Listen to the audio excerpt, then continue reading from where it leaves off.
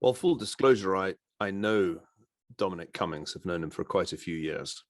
And I read before his testimony today, and we're speaking on Wednesday, May the 26th, his very long Twitter thread, which in some ways flagged up what he was going to say. And I've tried to keep track of his testimony as it's been happening. I agree with a lot of what he's saying, and it aligns with my brief page and a half on what went wrong in the UK quite closely, though not exactly. I think the critical point is right, that the UK government as a whole failed, and it failed because it acted too slowly.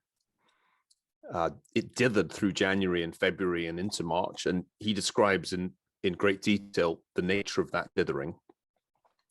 It had a plan that was more or less useless, and it only realized too late that there needed to be drastic action.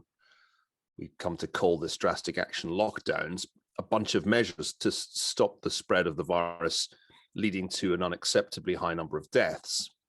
So I broadly think that what Cummings is telling us is the first pretty reliable insider account of what went wrong. And one reason I think it's credible is that he doesn't spare himself. He's been clear that he made mistakes. He's not trying to claim that he was somehow the voice in the wilderness. He acknowledges his part in his failure. I think the other thing that's credible about it is that he doesn't seek to pin it all on Boris Johnson or even on Matt Hancock, the health secretary. I mean, he has some very harsh words about them both. And some of the revelations from today's testimony were, I think, pretty shocking.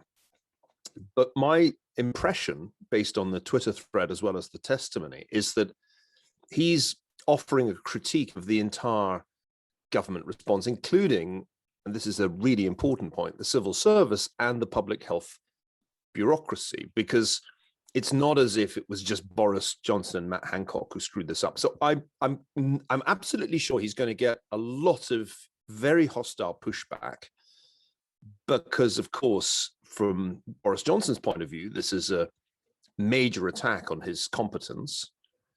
He's going to get pushback from the media because Dominic Cummings has made a point of alienating journalists for years.